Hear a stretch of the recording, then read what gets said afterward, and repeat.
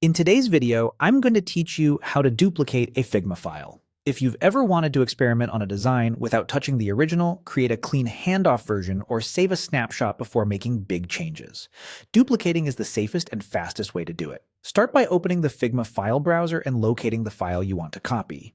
This can be in your drafts or within a team project, depending on where it lives. Hover over the file thumbnail or title to make sure it's selected. Now, right-click on the file. This opens a context menu with several options related to that file. If you're on a trackpad or a device without a dedicated right-click, you can use a two-finger click, control-click, or open the overflow menu with the three dots next to the file name. Any of these brings up the same set of options. From that menu, click on Duplicate. The moment you do this, Figma creates a separate copy of the file. You'll typically see it appear as Copy of Original File Name, and it may land in your drafts or the same space, depending on your permissions and where you duplicated from. This new file is completely independent of the original, which means your edits won't affect the source design. After the duplicate is created, it's a good idea to open it right away to confirm everything looks correct. You can rename the copy to something clearer, like Exploration or V2, so your teammates know it's a derivative.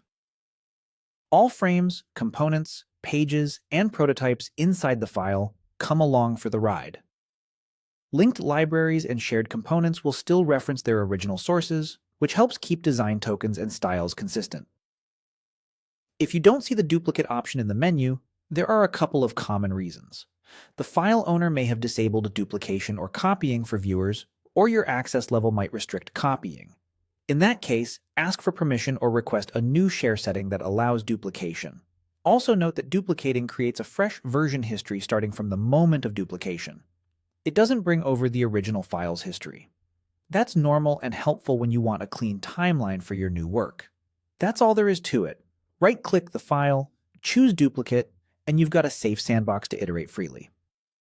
Use this approach whenever you want to test ideas, onboard collaborators without risking the master file, or prepare alternate versions for review. Happy designing, and I'll see you in the next one.